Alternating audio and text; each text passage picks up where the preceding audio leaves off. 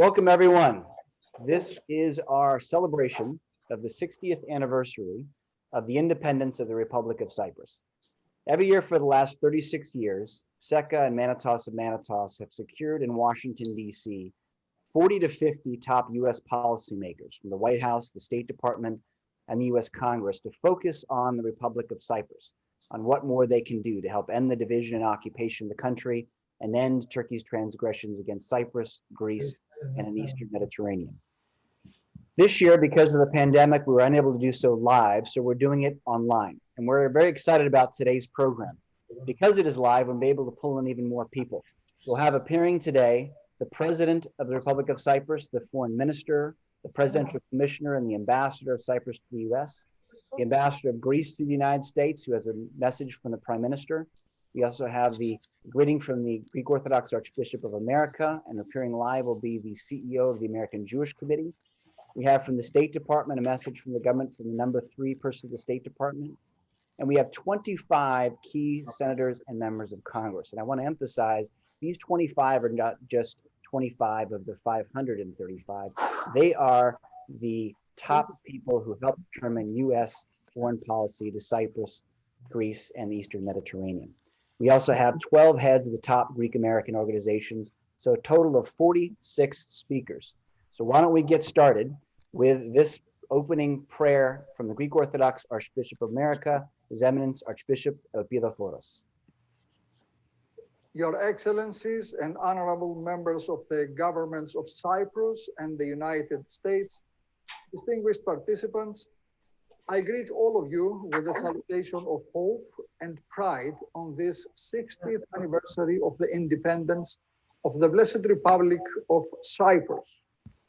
This island nation that has been a wellspring for civilizations for over 10,000 years, that was evangelized by the apostles and is the only autocephalous church of the first millennium, celebrates its self-realization as a people and national identity.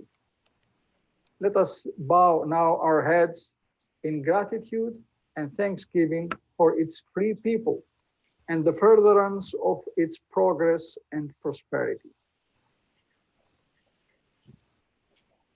Almighty and ever-loving God, as we give you glory and ascribe all glory, honor, and worship to you for the freedom and the self-determination of the noble people of Cyprus, we beseech you on behalf of its honorable government and its friends around the world, especially here in the United States, that the rights and prerogatives of its free people shall always be upheld in righteousness, that peace and integrity shall prevail within its borders, that as the land inseparable from the sea and foam that surrounds its shores, it shall preserve its historic privileges to harness its riches within its own limits, and that its unity and solidarity shall ever be strengthened,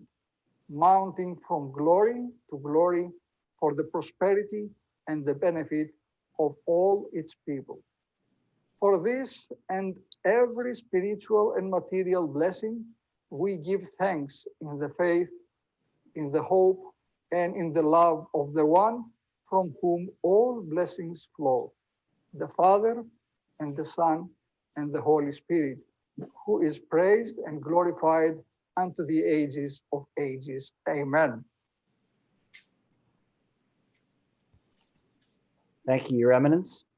And now to begin the introduction of our speakers, the co-host along with myself, Mike Manitos, President of Manitos, and Andy Manitos, the CEO of Manitos, is the President of SECA, Philip Christopher. Philip, please go ahead. Thank you, Mike. Let me begin by expressing my gratitude to you for your hard work in putting this together. It's a great day today. We are celebrating the 60th anniversary of the Republic of Cyprus. In 1960, the Republic of Cyprus became independent, and during this 60-year turbulent history, The Republic of Cyprus in 1963 was bombed by Turkey. And in 1974, it had an illegal, brutal invasion by the Turkish troops. So this island, this country has suffered so much with more than 5,000 deaths and 200,000 refugees. This country that lost 80% of its national income is standing tall today as a member of the United Nations, a member of the European Union. The Republic of Cyprus has persevered. The determination of the Republic of Cyprus has been great. And we are saluting not only the government of Cyprus, but the people of Cyprus who have persevered the invasion and the continued occupation during these past 60 years and is still fighting for freedom and justice. Today, I want to thank all the organizations, beginning with the Federation of the Cypriot American Organizations and its president, and all the other organizations that are co-hosts today with us, and for their determination and for their work during this past 60 years. Because I firmly believe that we as American citizens, if it was not for our work here in the United States, the Republic of Cyprus would not be celebrating its 60th anniversary today. So with that, it is my privilege and my honor to be introducing to you the President of the Republic of Cyprus, Mr. Nikos Anastasiadis. Distinguished delegates, dear friends, at the outset, I would like to sincerely thank the organizers of today's event in celebration of the 60th anniversary of the Republic of Cyprus. And as we celebrate this anniversary, we honor and pay tribute to all those who fought and sacrificed their lives to end colonialism and establish the Republic of Cyprus. At the same time, we also pay tribute to the law enforcement bodies and the volunteers who defended the existence of the Republic of Cyprus in 1963-1964, but also to all those who heroically sacrificed their lives or fought in defending the sovereignty and territorial integrity of the Republic during the illegal Turkish military invasion of July 20th, 1974. Dear friends, ever since, the people of Cyprus still suffer from the tragic effects of the invasion, amongst others, the military occupation of 37% of our country, the forcible displacement of 40% of its population, the usurpation of our properties, the destruction of our cultural heritage, the international alteration of the traditional demographic population composition of the island through the illegal implantation of thousands of settlers, the Islamization of the occupied areas, and the humanitarian issue of the unanswered fate of the missing persons. My dear friends, unfortunately ever since, and despite the genuine efforts and constructive engagement of both mine and my predecessors in reaching a viable and functional settlement, Cyprus, due to the intransigent stance by Turkey, through its well-known notion, the winners take it all, remains the last divided European capital. The last example was the 2017 conference on Cyprus at Grand Montana, during which there was an unsuccessful conclusion of the negotiations attributable to Turkey's insistence on maintaining the anachronistic Treaty of Guarantee and the right of intervention, as well as a permanent presence of troops. An approach which ran contrary to our capacity as an EU member state and the explicit remarks of this UN Secretary General of June 4th, 2017, following his meeting with the leaders of the two communities, that, and I quote, progress in the chapter of security and guarantees is an essential element in reaching an overall agreement and in building trust between the two communities in relation to their future security. Ladies and gentlemen, this year finds our country in a particularly difficult situation as we face new violations by Turkey of the international law and the sovereignty of our country, either through illegal drillings in our exclusive economic zone or threats for the imminent opening of the defense city of Varosha under Turkish military control.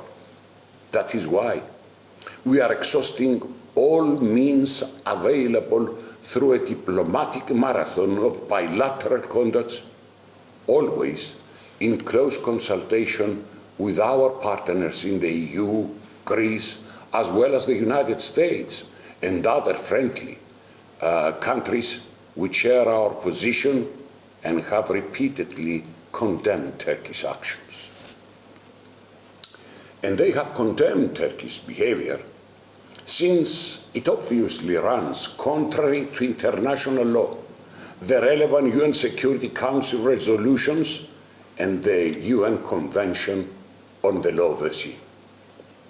To this end, the upcoming Council of the European Union of October 1st and 2nd is of vital importance in ensuring that the verbal assurances of support are finally matched by decisive actions vis-à-vis Turkey.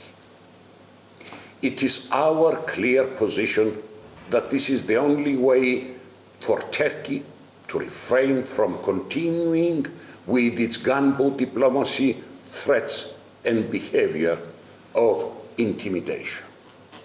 This is evident by the recent example of the de-escalation of the crisis in Aegean. The case of Cyprus, unfortunately, so far the policy of approachment has fully failed, taking also into account that a few days prior to the postponed European Council of 24th and 25th September, Turkey renewed its two illegal NAVTECs within the exclusive economic zone of the Republic and continues with its drilling and seismic activities. Only a determined and strong reaction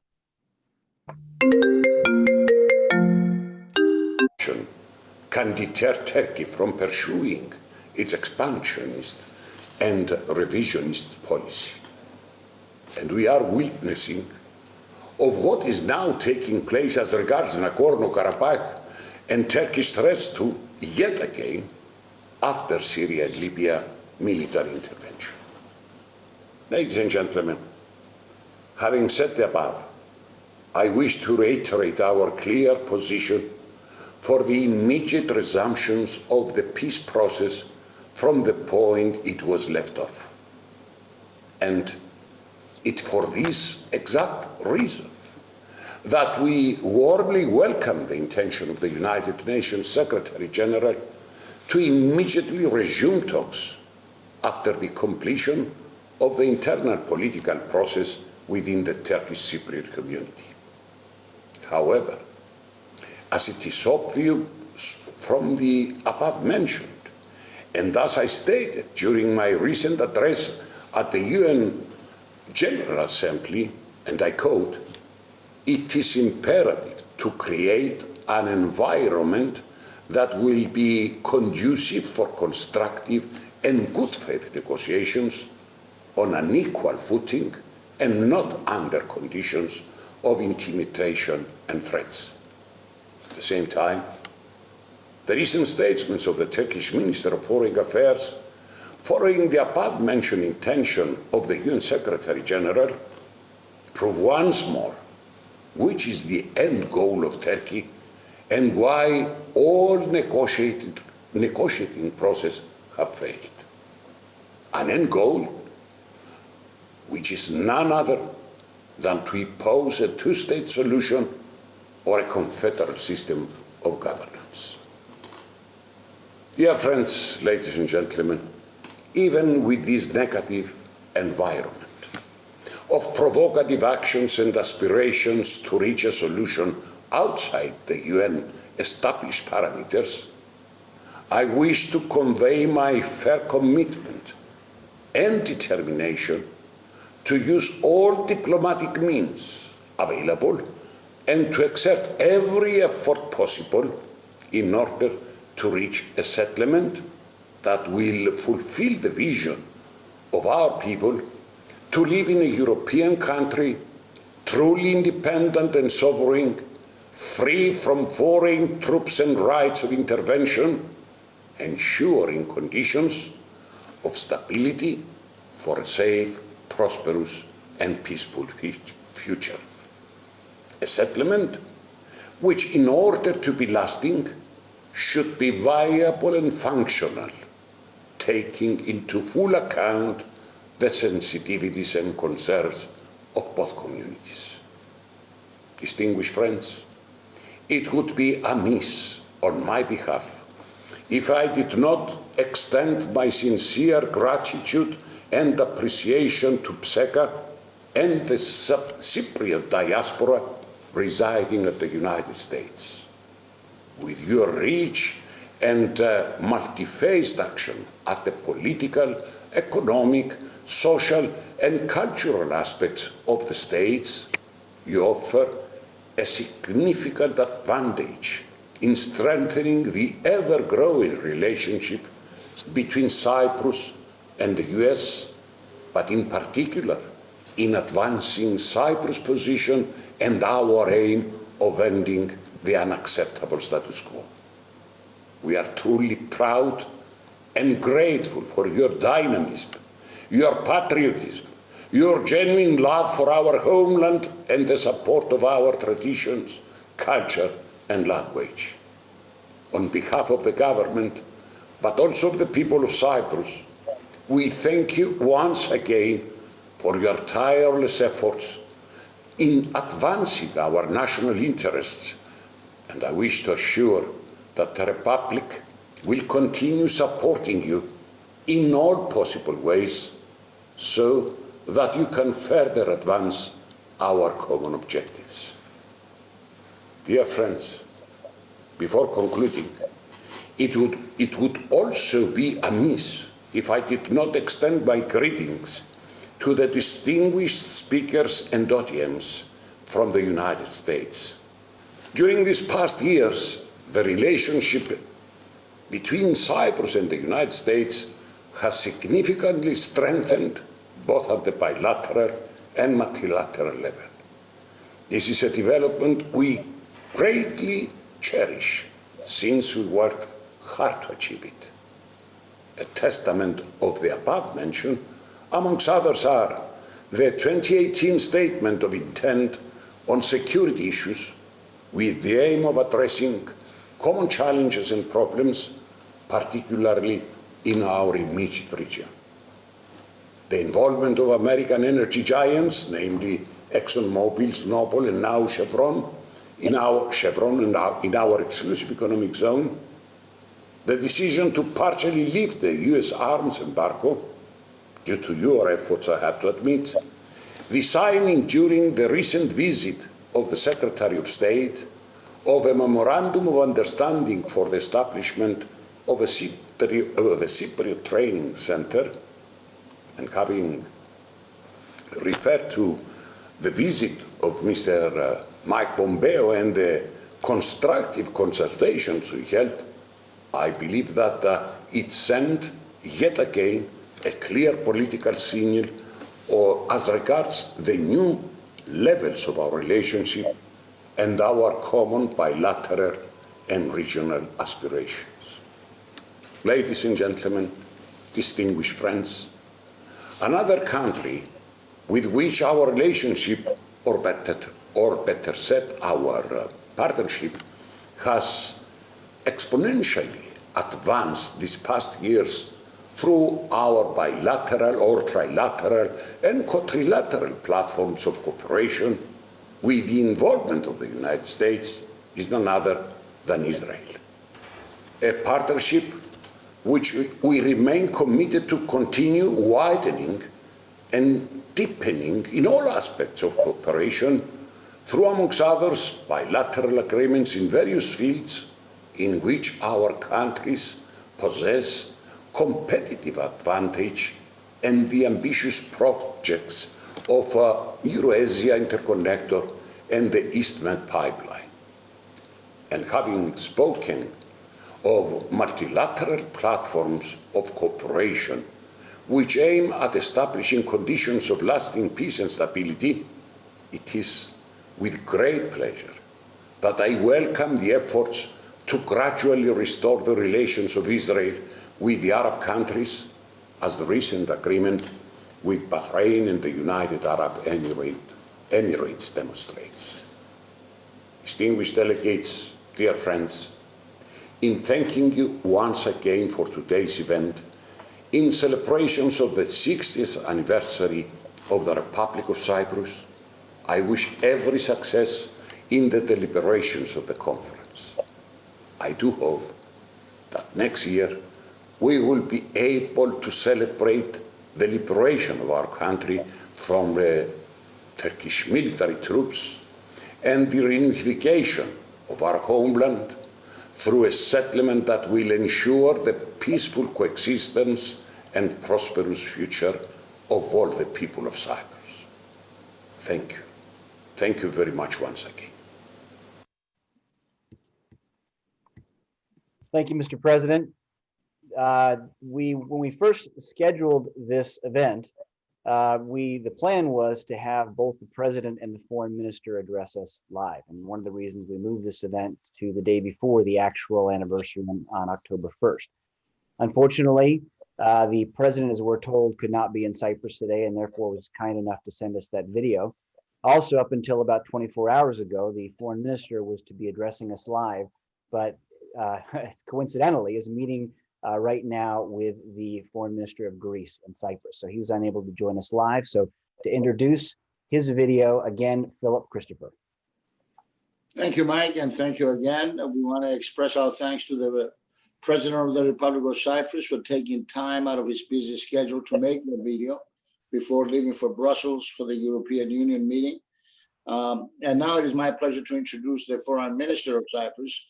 And before that, I just wanted to make sure again that I thank all the organizations that are taking part in this event, including the American Jewish Committee. I saw David Harris, his picture popped up. And David, thank you so much and congratulations for everything that you do. I know it's you've been 30 years in charge of AJC, and we are very thankful for your support. So now, ladies and gentlemen, let me introduce, it's a great honor and a privilege to be introducing the Foreign Minister of Cyprus, Nikos Christodoulidis, because we're very, very proud of him, because he's one of our own from the United States. Ladies and gentlemen, the Foreign Minister of Cyprus.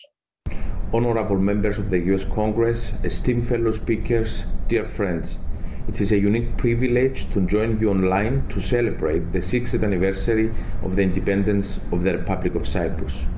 Before I share some thoughts with you, let me express my warm appreciation to PSECA and personally to Philip, Andy, and Mike for their initiative to organize this event and for putting together such a distinguished online panel of speakers. Dear friends, the independence of the Republic of Cyprus is without doubt the standout moment in the long and arduous history of the island and its people. It is only fitting, therefore, that we take a step back on this occasion to reflect on the past, the present, and the future of Cyprus and the positive role it can play in efforts to unleash the potential of our region to become a hub of peace, security, and prosperity. 60 years after independence, we can be proud that Cyprus is a pillar of democracy, an anchor of stability in one of the most troubled neighborhoods of the world, especially since our accession in the European Union in 2004, which has been perhaps the single important landmark in the history of Cyprus as an independent state. We have been focusing our attention increasingly to our neighborhood, that is the Eastern Mediterranean and the broader Middle East and Gulf region. We have done this on the basis of a concerted strategy the clear aim of which is to deepen and to reinforce our existing friendly ties and our cooperation with all neighboring countries. The closer we come to creating win-win scenarios, the more stable, secure, and prosperous the entire region will be. Dear friends, regrettably, from the very first years of its establishment, the Republic of Cyprus has suffered as a result of the revisionist policy of our powerful neighbor, Turkey, which ran contrary to international law and the principles of good neighborly relations. The Cyprus problem is a punch in the face of the rule-based international order, a flagrant violation of the most fundamental principles and values of international law and the European acquis. It has been since the beginning in 1974, and it remains to date a problem caused by an illegal invasion, the subsequent unlawful occupation and violation of the sovereignty and territorial integrity of a UN and European Union member state, and a blatant breach of fundamental human rights and basic freedoms.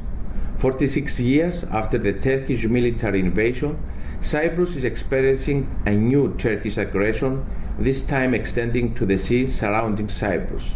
At these challenging times for humanity due to the COVID pandemic, when countries have for the most part come together to find a common enemy, Turkey has opted to take advantage of the situation, further escalating its provocative illegal actions. In what can only be described as severe escalation of Turkey's policy of violation of the sovereign rights of Cyprus, Turkey's sixth illegal drilling operation in less than a year is underway. Meanwhile, Turkey's illegal consecutive seismic surveys continue in the Cyprus Southern Exclusive Economic Zone continental shelf since January 2019. And of course, this activity is coupled with heavy militarization of the seas around the island by the Turkish Navy, putting the security and stability of the region at risk. At the same time, Turkey and the occupation regime have been threatening to open the fenced area of Famagusta in blatant violation of the relevant UN Security Council resolutions and in total disregard for the clear calls to refrain from doing so by the international community. In the face of adversity and provocation, our priority remains firmly to address current state of affairs, which will under no circumstances be acceptable as a solution to the Cyprus problem. We hope that following the completion of the election process in the occupied areas, meaningful negotiations at a conducive environment aimed at resolving the Cyprus problem and reunifying the island on the basis of bizonal, bi-communal federation can resume, from where negotiations of course stopped at Grand Montana. For this, we rely on the support of the US government to impress upon Turkey the necessity of refraining from provocative actions and concentrate its effort to the resumption of the efforts for a settlement in Cyprus as set out in the relevant UN Security Council resolutions. Our vision is that all Cypriots, Greek and Turkish Cypriots alike, will one day, hopefully very soon, able to share the benefits of a prosperous country, a country fully compatible with our people's expectations, without foreign armies and guarantees, a homeland which we are all proud of and where all rightful citizens will freely plan for their own future. This would indeed be the best present for the Republic of Cyprus on its 60th anniversary from independence. Dear friends, it would be an omission if I didn't refer on this occasion to the significant steps that have been taken in recent years that have driven Cyprus-United States relations, to which the recent visit to Cyprus by Secretary of State Mike Pompeo and its concrete results bear testament. Cyprus has invested significant political capital in recent years in our relations with the United States because we believe in the importance of tangibly enhancing our long-standing partnership to a strategic level, always on a positive agenda to the mutual benefit of both countries and of our region. I can confidently say that important progress has been made both at the bilateral and regional level. I want to stand on security because it is important and because it is an area where a lot has been achieved. Security dialogue has been expanded with many of our neighbors, and we have become increasingly involved with a common purpose: to enhance stability and security in the Eastern Mediterranean.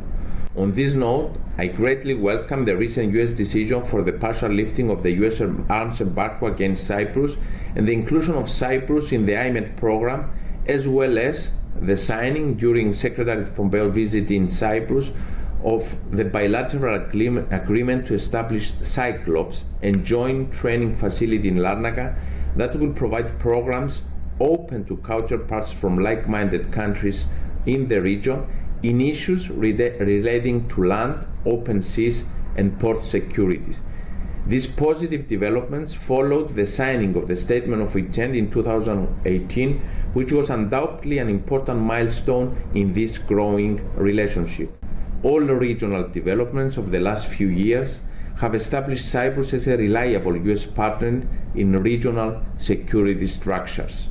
It goes without saying that for the good of regional stability, in the context of a solution of the political problem, a reunified Cyprus needs to remain a truly independent state without any interference from third country in its internal affairs, so as to continue to function as a reliable partner and security provider in the region.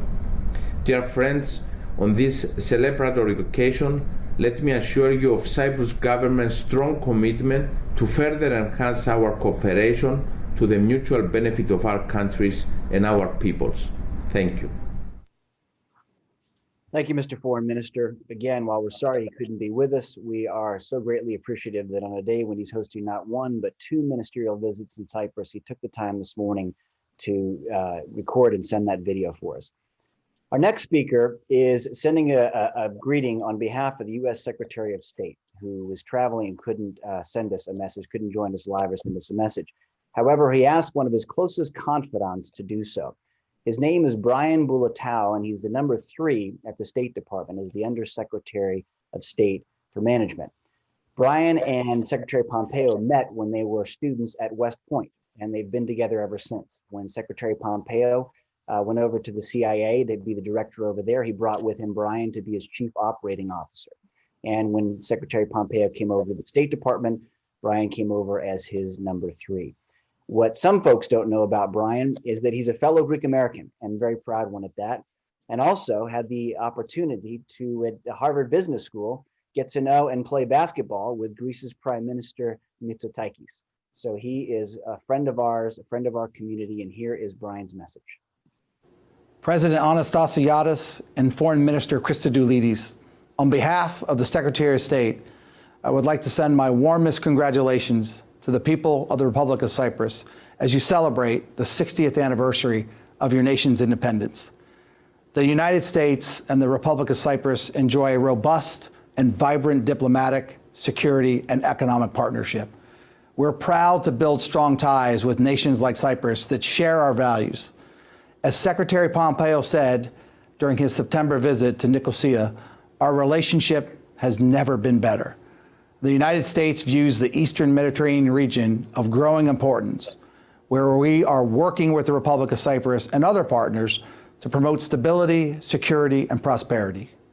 This year, we broke new ground in our bilateral security relationship with the Republic of Cyprus, including lifting some defense trade restrictions and launching an international military and education training program. The United States remains committed to the goal of a comprehensive settlement that will reunify the island as a bizonal, bicommunal federation. An end to the decades of division would benefit all Cypriots as well as the wider region. We extend our best wishes to the Republic of Cyprus as you celebrate this milestone Independence Day.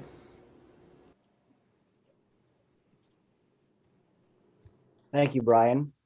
Our next speaker, although he also has a very busy schedule, is going to be joining us live from Cyprus. He is Cyprus's Presidential Commissioner of Humanitarian Affairs and oversees Cypriots, Mr. Sfotis Fotiou.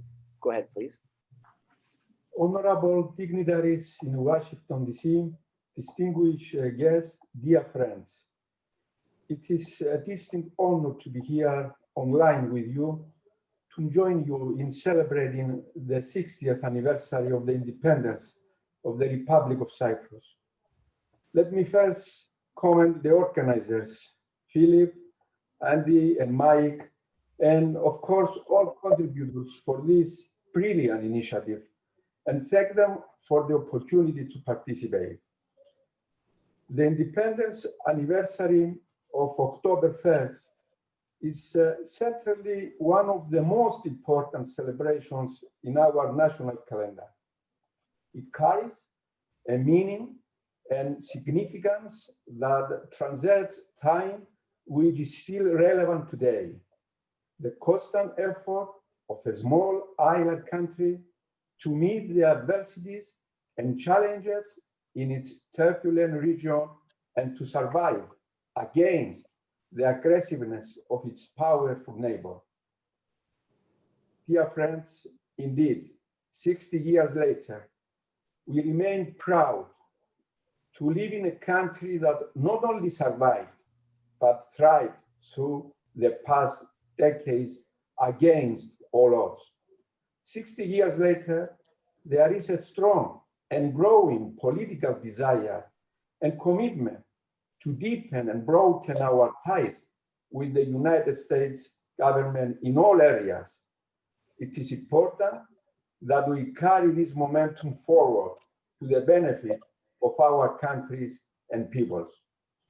We highly value the United States' interest and active involvement in the efforts to end tensions in our naval zones and resume negotiations to achieve a comprehensive and viable settlement of the Cyprus question, together, of course, with solving long-awaited humanitarian issues, which are still pending, such as the heartbreaking and painful humanitarian tragedy of the missing persons. 46 years since the Turkish invasion, around 800 Greek Cypriots are still missing, 2 of them American citizens. Progress on this serious problem during the past few years is disappointing, to say the least. Turkey, as the state responsible for their disappearance, according to the relevant European Court of Human Rights judgments, is in a position to provide the evidence and information concerning their fate from its military archives. The Turkish government has the legal and moral responsibility to cooperate. I feel that at this critical juncture, the need for the United States to assume a more active involvement in humanitarian initiatives is more than urgent. Dear friends, I cannot overemphasize enough how indispensable the contribution of our diaspora has been all these years in raising awareness on the criminal injustices committed by Turkey in Cyprus. Their contribution has been indeed instrumental in mobilizing the interest and the involvement of key policymakers in the United States in our efforts to reach a settlement on the Cyprus question. To this end, the role of the organized diaspora as a pressure group in major decision-making centers around the world, and especially in Washington, D.C., remains indispensable and of great importance. We owe them a great debt for their active and very constructive engagement in providing an effective context 60 years since the formation of our state, for continuing the preservation of our identity, for our language, for promoting our rich culture, history, and traditions in the United States, as well as for sending the clear message that Cyprus remains one of the most predictable, reliable, and stable partners of the United States in the key region of the Eastern Mediterranean. For the dedication and commitment of our diaspora around the world, we remain truly grateful. Happy Independence Day for our beloved homeland. Χρόνια πολλά, and thank you very much, all of you. Thank you, Mr. Commissioner. It's always great to see you and great to have you with us. Thank you again for joining us today.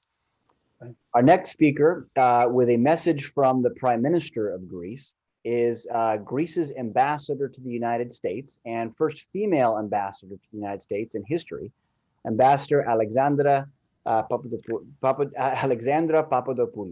Madam Ambassador. Thank you so much. And I would like to thank PSECA and its leadership for organizing today's event.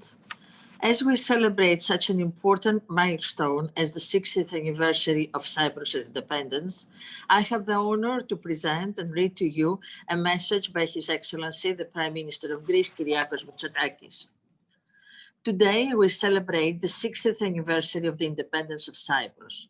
We honor and celebrate the fight of Cypriot patriots for freedom and independence in all these 60 years. Unfortunately, this independence, conquered through struggle and blood, has been deeply wounded by the Turkish invasion.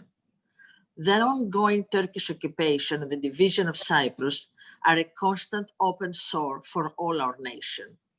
It is a flagrant violation of international law and goes against any notion of peaceful coexistence. I underline that Greece supports with all its means a mutually agreed, fair, balanced and sustainable solution to the Cypriot issue according to UN resolutions and the EU acquis. Greece and Cyprus are today the basic axis of stability in the Eastern Mediterranean. Together, we have built relationships of trust with all the reliable stakeholders of our region, with a focus on security and energy cooperation. Our stabilizing role has been recognized by our partners. The visits of Secretary Pompeo in Greece and Cyprus send a clear message to every direction. At the other end of our constructive activity lies the Turkish behavior, which puts in question the sovereign rights of Greece and Cyprus. However, Turkey does not get away with all its illegal behavior anymore. Greece and Cyprus are facing together the existing challenges, and I'm certain that our efforts will bear fruit in the near future. Today's anniversary gives us the chance to remember the sacrifices of those who fought for the rights of Hellenism. But above all, it gives us the chance to reconfirm our commitment to a united, free, and independent Cyprus, worthy the struggles of its heroes and able to guarantee the future of its children. This is Greece's commitment. This is my personal commitment. Kyriakos Mitsotakis, Prime Minister of Greece. Thank you all and χρόνια πολλά στους Κυπρίους αδελφούς μας. Thank you, Madam Ambassador.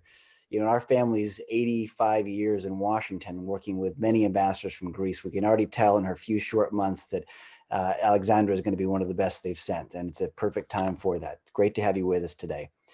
Now, to begin our congressional speakers, we are going to have the co-host of this event, Andy Manitos, introduce our first speaker, the former chairman, current ranking Democrat, and possibly chairman again soon of the Senate Foreign Relations Committee, Bob Menendez. So first, Andy Manitos. Our next speaker, Bob Menendez, is among Cyprus's giants in Washington, who beat back the White House to impose the Turkish arms embargo for Cyprus's invasion, who switched France and Germany's objection to Cyprus's protective early accession to the EU.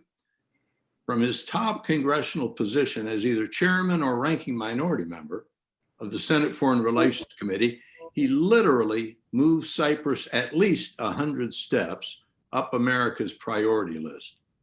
In addition to enacting landmark legislation, the Eastern Mediterranean Security and Energy Act, he makes clear to pertinent State Department officials, all of whom must be approved by his committee, that their Cyprus position will impact their future promotions.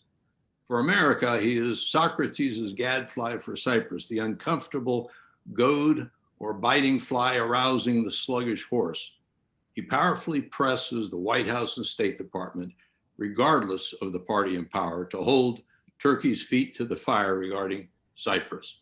today's giant, Senator Bob Menendez. Efaristo, Andy, thank you very much for that very gracious introduction. I want to extend a warm congratulations to the Republic of Cyprus on this 60th anniversary of its independence. And I'm proud to join President Anastasiadis, Foreign Minister Christodoulidis, and so many friends in Cyprus and the United States on this momentous day. And a special thanks to PASECA and the Pan-Cyprian Association of America for bringing us all together. During the past few years, we have made significant progress in the United States-Cyprus partnership, and there remains enormous potential to grow even more. The Eastern Mediterranean Energy and Security Partnership Act of 2019, which I authored, is the cornerstone for U.S. policy in the region and has provided an institutional framework for cooperation among the United States, Cyprus, Greece, and Israel. The law has broad bipartisan support and will serve as a foundation for America's strategic focus on the region for years to come. The landmark law has one overriding message. The United States should be much more present in the Eastern Mediterranean in support of our friends and allies. I was glad to see that Secretary Pompeo followed the law by establishing an international military education training program with Cyprus and partially lifting the arms restrictions on the country. The lifting of the arms restrictions is not about security alone. It is about treating an EU country with the respect it deserves. And it is an acknowledgement of the sovereign right that Cyprus has to defend itself. Turkey's interferences in Cyprus affairs impede progress towards peace. Unfortunately, Turkey's illegal occupation remains the source of instability on the island. We now see Turkey's destabilizing efforts with its effects to change the demographics of Cyprus by sending Turkish citizens to settle in the north. We see Turkey's disgraceful behavior in Varosha as it prepares to economically exploit the area. And we clearly see it with Turkey's illegal exploration in Cyprus's exclusive economic zone, which not only undermines security in the region, but also poses challenges for Western energy companies working there. These malign activities underscore what I hope is obvious to all. Erdogan should not be considered a partner to the United States, and he should not be considered an ally. The sooner that every single person in our government, from the top on down, realizes this, the safer we will be. Throughout its history, the Republic of Cyprus has taken a bold stand for its independence. It has taken a bold stand for its sovereignty, a bold stand for its democracy. The United States should meet the visionary leadership of President Anastasiadis and his government with a strong commitment of partnership. I am proud to play a role in helping to make that vision a reality, working alongside with so many friends in the Cypriot American community. To President Anastasiadis, to the people of Cyprus, thank you all for your efforts to build a stronger relationship between the United States and Cyprus. And please accept my best wishes on this historic Independence Day. You have my hand in friendship and the power of my office to make it so. Thank you very much, Senator Menendez, for joining us live today. And it's a very busy day on Capitol Hill as you wrap up for virtually the rest of the year. Next, to introduce our next speaker, who is the counterpart on the House side, the chairman of the Foreign Affairs Committee, Andy Manitos again. As chairman of the House Foreign Affairs Committee, Eliot Engel is the only member who can speak on foreign policy matters on behalf of the entire House of Representatives. And we're grateful that he always chooses Cyprus for the focus of his attention among the 195 countries also always seeking it. But long before his chairmanship, Eliot Engel came to the rescue of the Cyprus issue in Washington.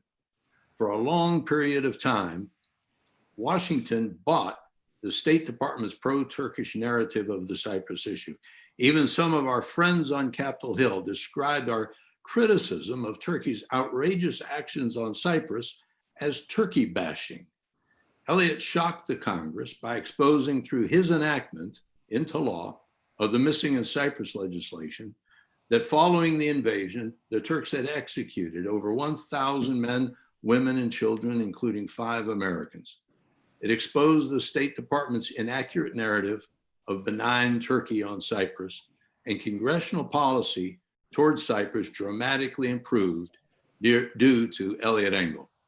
So we give you our dear friend, who we will miss greatly, Chairman Eliot Engel.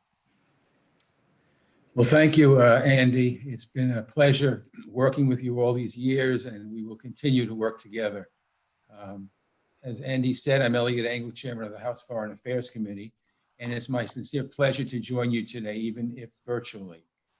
Let me first thank President Nikos Anastasiades, Foreign Minister Nikos Christodoulidis, as well as the International Coordinating Committee, Justice for Cyprus, and the Pan-Cyprian Association of America for your invitation to join you in commemorating the 60th anniversary of Cyprus.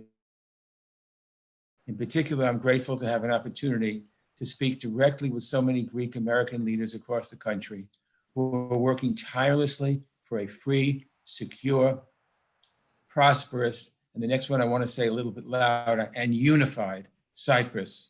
We all know that freedom and democracy cannot be taken for granted. So I cannot emphasize enough how important each of you have been over Cyprus's 60 years of independence and will continue to be as we look to the future. I would also like to express appreciation to my congressional colleagues who have stood resolutely behind our close U.S. Hellenic ties and supported the enduring friendship we have with Greece and Cyprus. Although today we are commemorating Cypriot independence from the UK in 1960, we must be mindful that independence is not always certain. The brutal 1974 invasion by Turkish forces has led to decades of division and occupation, and Turkey's aggressive actions in the Eastern Mediterranean even now threaten Cypriot and Greek sovereignty. And unfortunately, President Erdogan appears not only unwilling to compromise with Cyprus and Greece, but also unwilling to reverse his increasing anti-democratic and destabilizing behavior throughout the region and within his own country. That said, I remain committed to calling out such aggressive, dangerous behavior for what it is, and will continue to demand that President Erdogan return Turkey to the community of responsible, democratic, and free nations. Despite these challenges, there's much to celebrate. Cyprus grows economically every day, and its citizens prosper. The United States and Cyprus have never been closer than they are now, whether on energy, security, trade, partnership with Israel and other countries in the region, and our common commitment to core democratic values. We stand together. I expect this enduring partnership to mature and grow even closer over the next 60 years of Cypriot independence. My time in Congress is soon coming to a conclusion. However, I will always hold my friendship with the Greek and Cypriot diaspora close to my heart. I remember fondly my latest visit in May of 2019 to Cyprus last year, where I experienced firsthand the beautiful landscape and the warm welcome from the Cypriot people. This is a memory that will stay with me for the rest of my life, for which I am deeply grateful. I want to also thank Andy and Mike Manitos, who have been such good friends and really have worked so closely with me in making sure that we have the right attitude from the United States and that we are on the right position. This is a memory that will stay with me for the rest of my life and for which I'm deeply grateful. You have and will always have my strong support. And I can safely say the strong support of my fellow members of Congress as you continue to chart Cyprus's free, sovereign, and democratic future. Thank you and God bless. Thank you, Mr. Chairman. You truly will be missed, not only as such an effective chairman, but as a good friend. Thank you to you, your staff director, Jason Steinbaum, and all of your folks who worked for so many decades for Cyprus and for Greece and for issues of concern to our community. While Chairman Engel will be chairman in our mind for life, there will be a new chairman of the Foreign Affairs Committee next year. And the next senior member on that committee is a longtime friend of the community from California, Congressman Brad Sherman. He's here with us today. Let me see, Congressman Sherman, I've got to try to get you in here. I guess you need to start your video, and if you could unmute, I can spotlight your video. And if he's not here, maybe we can go to the next speaker. Sorry for this. Congressman Sherman, are you there? Okay, well, this is the challenge. I do think there are votes going on, so we're going to have to go to the next speaker, Congressman Gregory Meeks, who's also a candidate to be chairman of that committee. Like to welcome from New York, Congressman Gregory Meeks. Thank you. Thank you very much. To all the folks that are there, all the ladies and gentlemen, esteemed colleagues, His Excellency, the Archbishop, Mr. President and Madam Ambassador, friends of Cyprus, good day to all of you. It is my distinct honor and privilege to join you this afternoon to celebrate 60 years of Cypriot independence. A hearty, well-wished congratulations to you. The waters that you have navigated have been choppy, and the journey is not over. But it is important to recognize how far you have come, how far we have come. I would like to firstly thank all of you for your friendship and advocacy in U.S. foreign policy, especially as it relates to Greece, Cyprus, and Turkey. I've been in Congress now for over 20 years and know that your participation and insight has translated into ideas and policy for both sides of the aisle here in Washington, D.C. I think of the aid, that humanitarian aid that goes to Cyprus. I think of the Hellenic Studies program. I think of the business community that provides leadership, all on these fronts. As a member of Congress representing Queens, New York, I discuss, taste, and feel these ties on the local level as well. In my world, the local is not separate from the international. Looking into the future of U.S. bilateral relations with Cyprus and Greece and Turkey, regardless of who is in the White House next year, although I do have my preferences, I remain resolute on one point. A Europe whole, free, and at peace is beneficial not only to Europe, but to the United States of America. And we are not there yet. As co-chair of the EU caucus, I know that this effort must be multilateral, and I'm prepared to make the Cypriot case in Brussels. I will make sure that that case is in Brussels. Today, I encourage both Greek and Turkish Cypriots to remain steadfast in implementing confidence-building measures, whether big or small, so we can finally see the unification of Cyprus. Again, I congratulate you on 60 years. I thank you for your friendship. I look forward to continuing to work with you, and together we can make a difference. I hope that we are able to see each other soon in person so that we can greet one another actually and not just virtually. Thank you and have a great celebration. Thank you, Congressman Meeks. Appreciate you taking the time to be with us today. It looks like we have Congressman Sherman with us. Congressman Sherman. Good to be with you. Good afternoon. I'm Brad Sherman from California's best named city, Sherman Oaks. It's been an honor to serve on the Foreign Affairs Committee for 24 years. And as you may have heard, there's a contest for chair of the Foreign Affairs Committee. So a variety of people may join you with that in mind. I have been a member of the Hellenic Caucus for I think all 24 years I've been in Congress.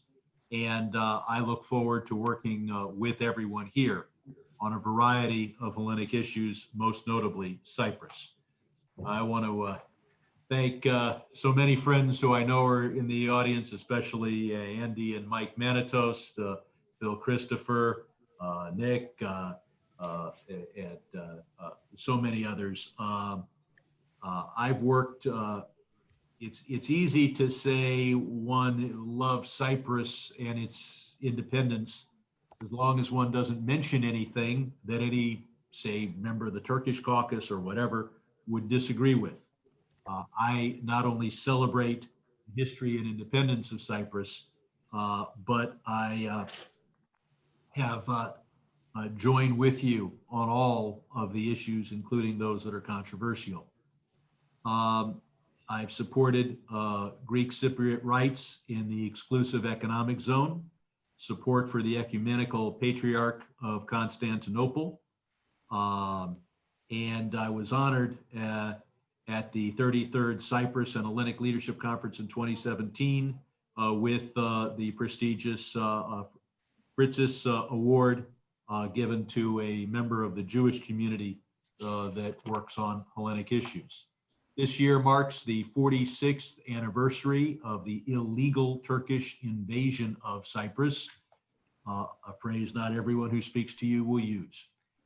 Turkey has illegally kept some 30,000 soldiers on the island since invading. It was great to hear earlier from President Nikos Anastasiades today as we celebrate the 60th anniversary of the independence of Cyprus. However, the people of Cyprus will not truly be free until the Turkish occupation ends. I believe that the Turkish military occupation of Cyprus, a sovereign EU member state, of course, must end, and Cyprus must be reunified. That is why I co-sponsored the End the Cyprus Arms Embargo Act. This legislation would repeal provisions which prohibit the export of and transfer of articles, defense articles, to the Republic of Cyprus. This bill was included in last year's NDAA and was thereby signed into law. In addition, the recognition of Cyprus as an important partner in the Eastern Mediterranean is important. I co-sponsored the Eastern Mediterranean Security and Energy Partnership Act of 2019. This bill supports enhanced dialogue and partnership between the United States, Israel, Greece, and Cyprus, and establishes the United States Eastern Mediterranean Energy Center to further dialogue and cooperation to develop a more robust energy technologies. It authorizes funds for military education training in Cyprus and Greece, and it prevents the transfer of F-35 aircraft to Turkey. It requires the Secretaries of Defense and State to report all incidents where the exclusive economic zone of Cyprus or the sovereign territory of Greece and the Aegean Sea is violated, and it assesses opportunities for long-term peace in Cyprus. Our partnership with Cyprus, the trilateral dialogue between Israel, Greece, and Cyprus are critical to the United States and to Europe. And to see Turkey interfere in the economic development of coastal resources and maritime resources as far, on the other side of Cyprus is absurd, and it harms the world's energy security, and it harms efforts to develop Cyprus. I continue to follow the developments in the region related to reunification. Unfortunately, the UN-sponsored negotiations have failed because Turkey is insisting upon maintaining military intervention rights. What sovereign country gives another country or agrees that another country has military intervention rights? The unpredictable nature of President Erdogan is dangerous, and it's unclear if Ankara will pursue a policy to try to deepen the partition. The Cypriot president even offered 30% of potentially lucrative energy revenues Even this was rejected. It's simply unacceptable that Turkey expects to keep troops in Cyprus forever. I began my efforts to support Cyprus on the Foreign Affairs Committee, where I rejected the idea of transferring naval frigates to Turkey. I was aware of the efforts of the Turkish Navy, and I'm not a fan. And the others in the room argued, well, Turkey has borders with Iran and Iraq, and that makes it strategic. And I asked, okay, where on the Iranian border will Turkey deploy the frigates? The last time an ocean-going vessel had been seen in eastern Anatolia, it was Noah's Ark. It was, we should not be supporting and certainly not transferring ships to a Turkish Navy that continues to participate in the occupation of Cyprus. I just want to thank the International Coordinating Committee, Justice for Cyprus, and the other organizations that are involved in this. I look forward to working with you, hopefully as chair of the Foreign Affairs Committee, where the issues that we've worked on so diligently can get an even larger voice here in the United States Congress. So thank you very much. I'm Brad Sherman. Thank you, Congressman Sherman. We appreciate you taking the time to be with us today. Our next speaker is another longtime supporter of the community, another senior member of the Foreign Affairs Committee. He's chairman of the House Foreign Affairs Committee Middle East Subcommittee, but he's also co-founder and co-chair with Congressman Gus Bilirakis of the relatively newly created CHIA, Congressional Hellenic Israeli Alliance. That is Chairman Ted Deutsch. Ted? Well, thanks so much. Good afternoon. It's a privilege to join you for this wonderful event marking the 60th anniversary of the independence of Cyprus. Thanks, Mike and Andy, for including me in today's celebration. Thanks to so many of our friends in the Hellenic American community for all that you do, Phil and Andy and Nick, and all of the organizations who are represented here today. It's great to be with my friend David Harris of AJC, also with Ambassadors Papadopoulou and Lysiotis.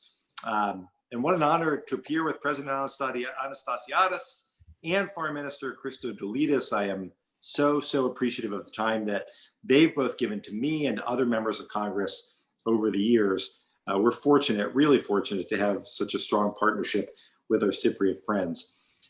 During a year where we have not always had many happy occasions, it is particularly nice to be able to gather with friends to celebrate today. In 60 years, Cyprus has become a valued EU nation, a growing partner of the United States, and the relationships among Cyprus, Greece, Israel, and the United States are forming a new backbone of stability in the Eastern Mediterranean. I've been honored to chair the Congressional Hellenic Israel Alliance along with my good friend, Congressman Bilirakis. For the last 6 years, we have worked to support the US-Cyprus partnership and to help foster the growing strategic partnerships between Israel, Cyprus, and Greece. I was deeply proud to join Senator Menendez in introducing the East Med Act, which became law and which we are now beginning to see implemented. The waiving of ITAR restrictions, which will hopefully lead to full and permanent repeal, along with the implementation of IMET programming, will no doubt lead to greater strategic cooperation and stability for Cyprus. Turkey's increased belligerence and provocations towards Cyprus and Greece must be strongly condemned by the United States.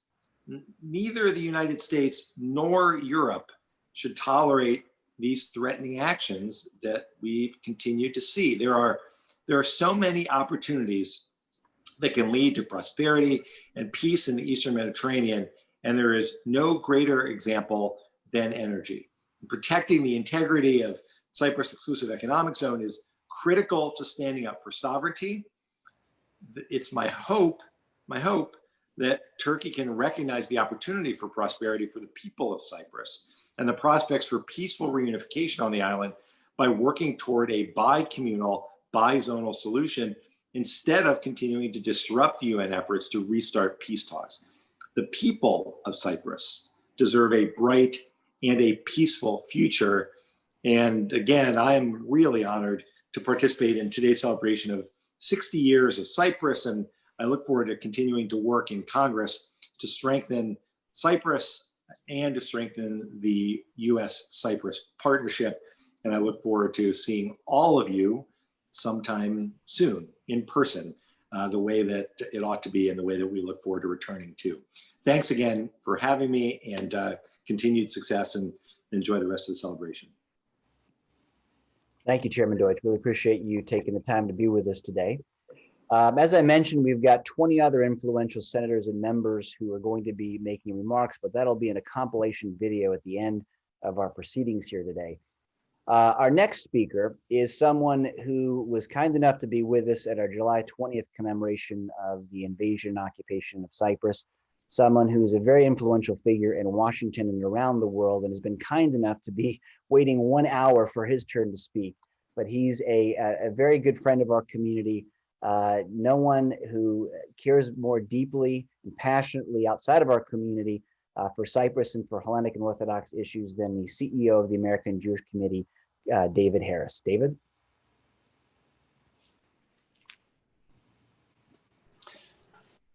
Mike, thank you so much. And it's a great honor and privilege for me to join this august company, beginning with my friend, President Anastasiadis, whom the American Jewish Committee had the privilege of honoring a couple of years ago with our highest diplomatic award, and our good friend, Foreign Minister Christodoulidis, with whom we've been in regular contact for many years.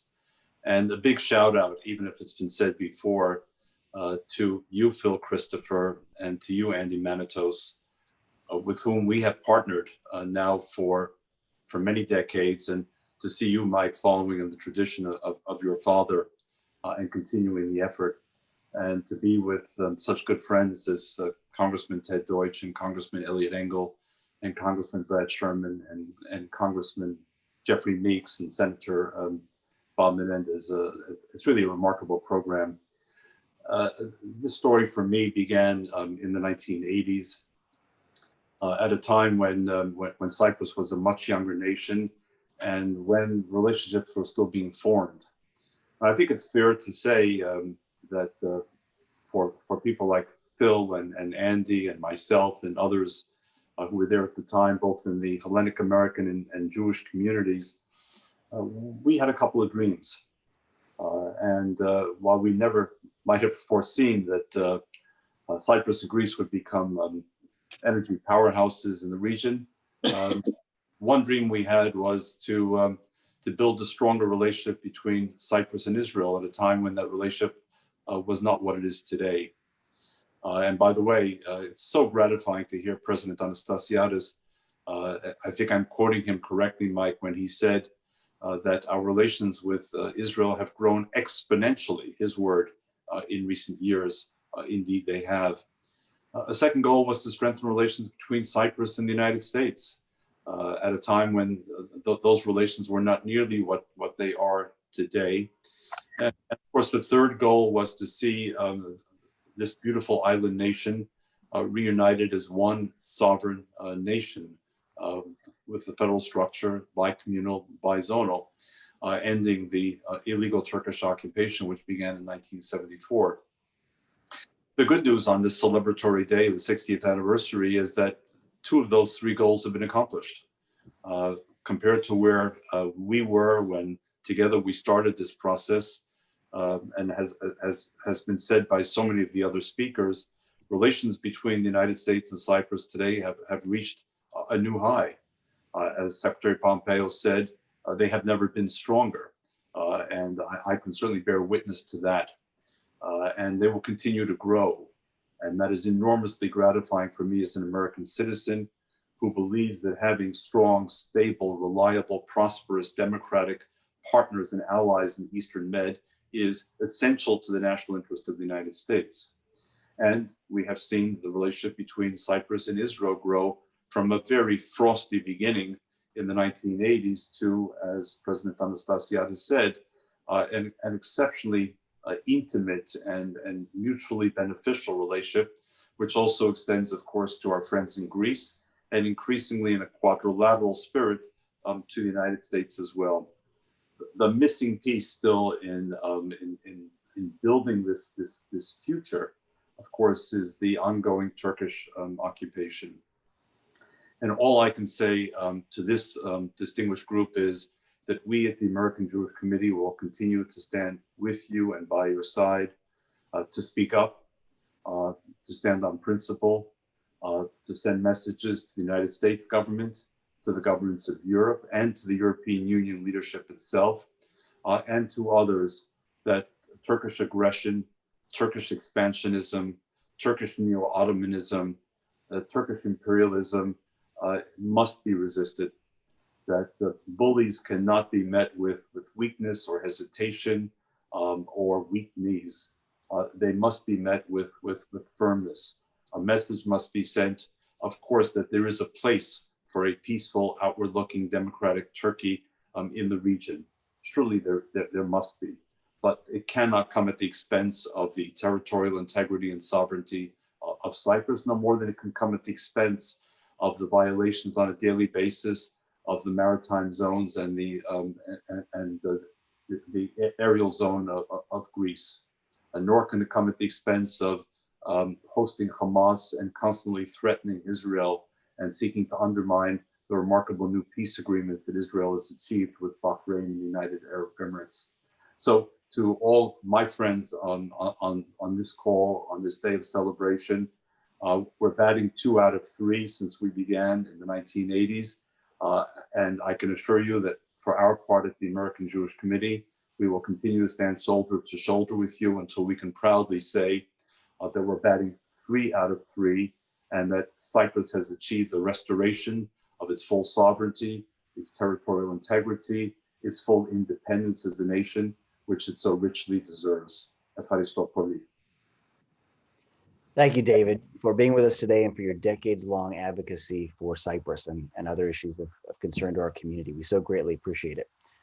Our next speaker, we've heard from today from Cyprus, the President of Cyprus, the Foreign Minister of Cyprus, Presidential Commissioner of Cyprus, and we now have Cyprus's ambassador to the United States in Washington, D.C., Marios Lysiotis.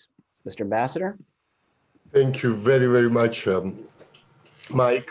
Indeed, following the intervention of the President of the Republic, the Minister, Mr. Fotiu, I will be very, very brief and simply in order to highlight the progress achieved in recent years in fostering the bilateral relationship between Cyprus and the United States. Not long ago, Cyprus was perceived in Washington, D.C. only as a problem. Today, Cyprus is also perceived as part of solutions, whether it comes to Eastern Mediterranean integration, stability and security, the diversification of energy supplies, and more. Cyprus is now perceived by the United States as a strategic partner in the region. For this progress, I would like to particularly thank the members of Congress on this call, who have worked so hard, not only in supporting the efforts to face the challenges of the occupation of part of our country by Turkey, but also in advancing the bilateral relationship between the United States and Cyprus, not least through the adoption of the Eastern Mediterranean Security and Energy Act, thanks to a sustained bipartisan effort in the Senate and the House, which creates further opportunities for progress. It would be remiss of me if I did not highlight also the valuable contribution of our diaspora. You have always been instrumental in furthering the relations between Cyprus and your adoptive country, the United States. We still have much to do. Thanks to your support and efforts, we are on a very promising path. Thank you all. Thank you, Mr. Ambassador. We greatly appreciate you being part of this today and all the good work that you do in Washington representing Cyprus. And I think it's fair to say of the 180 countries, not that many, but there are over 100 countries that are represented in Washington, few do more with the limited staff that you have than you do. So thank you very much for all that you do.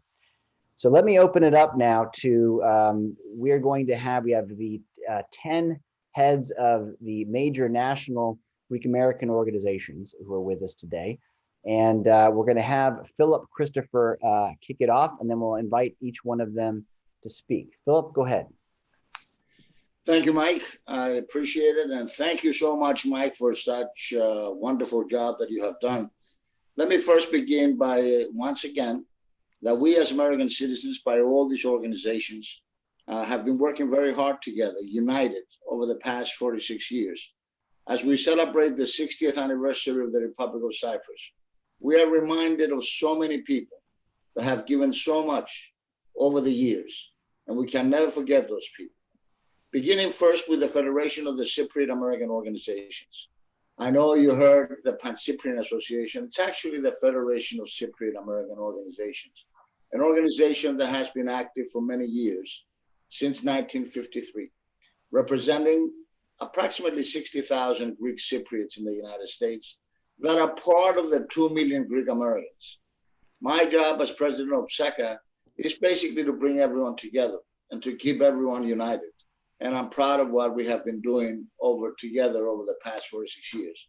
And if it was not for your organizations that are being represented here today, Cyprus would not be celebrating today the 60th anniversary.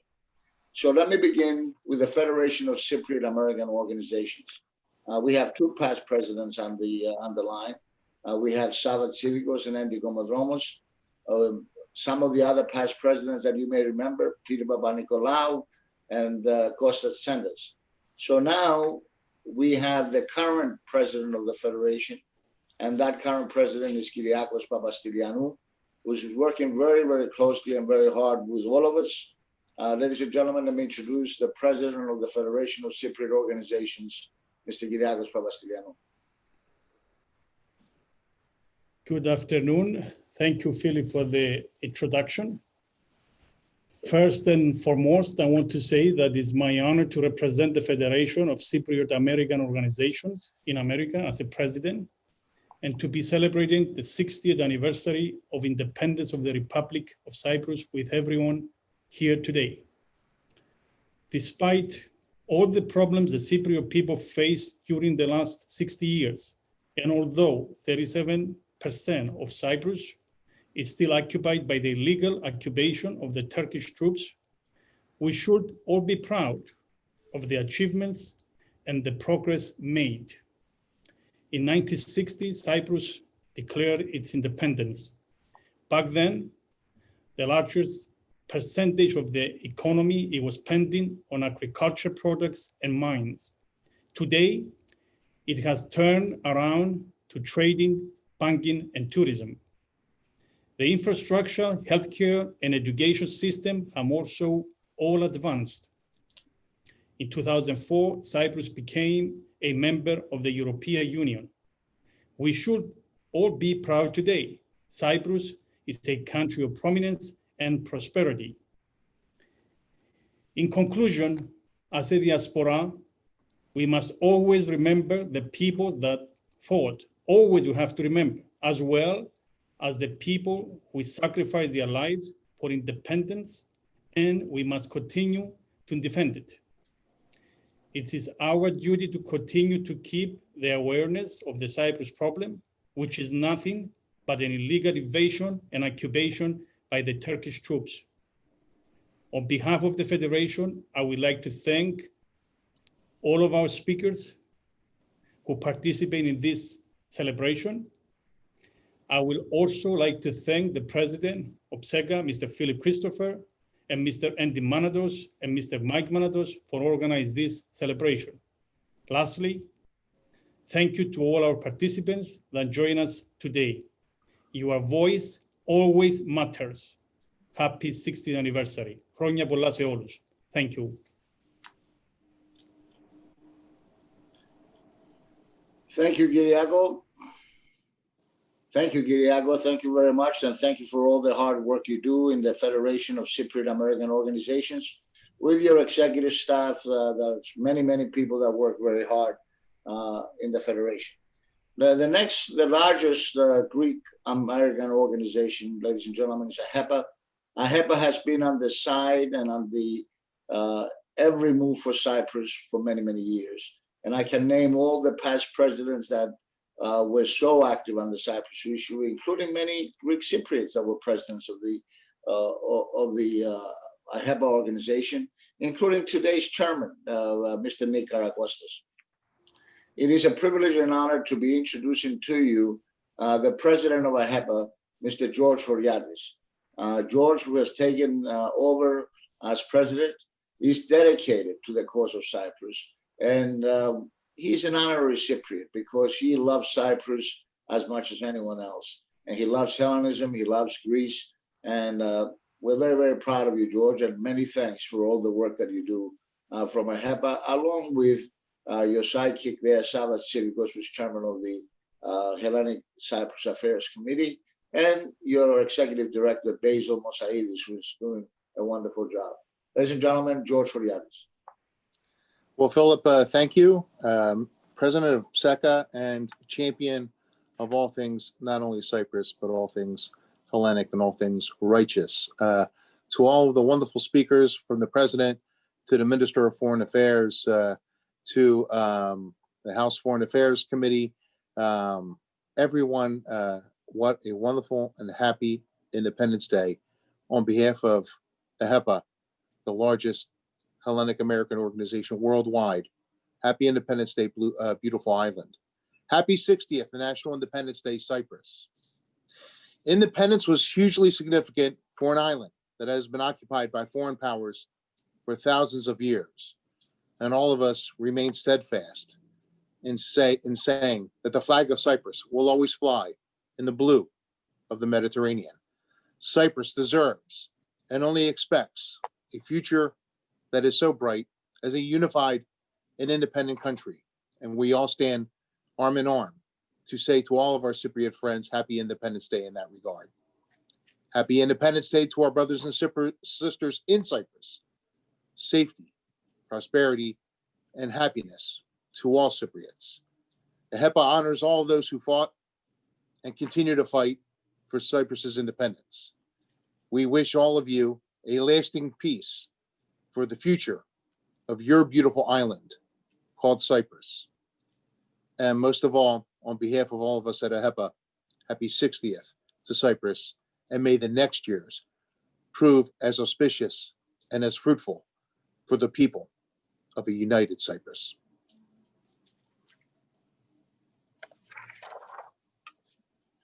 Thank you, George. Thank you so much for everything that you have done as president of AHEPA and what the AHEPA organization has done for Cyprus over the years.